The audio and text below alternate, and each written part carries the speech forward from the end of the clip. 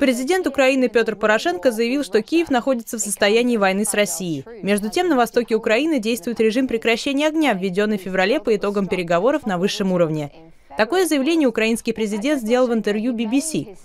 По его словам, Украина должна быть готова к российскому наступлению. Тем временем лидеры Франции и Германии, выступавшие посредниками при заключении Минских соглашений, утверждают, что соблюдение договоренностей – это единственный выход из кризиса.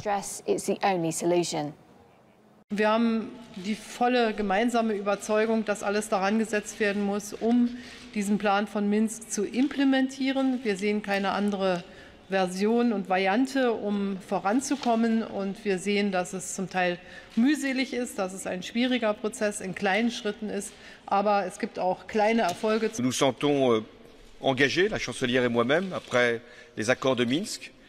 Et lorsque la chancelière rencontre le président Poutine, lorsque moi-même je rencontre le président ukrainien, le Premier ministre, nous tenons le même langage. C'est le respect de l'accord de Minsk. Предупреждение Петра Порошенко о подготовке России к наступлению – это лишь способ выиграть время в сложной ситуации. Таково мнение политического аналитика Эрика Драйцера.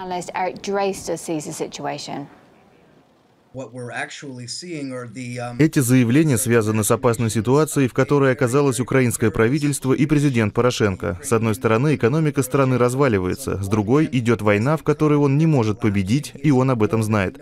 Порошенко понимает, что политическая ситуация вокруг него усугубляется и идет единственным возможным путем, который заключается в эскалации насилия и угрозах. Он отдает себе отчет в том, что любое обострение конфликта усложнит политическую обстановку во всем мире. Это послужит Киеву прикрытием и позволит Порошенко выиграть время.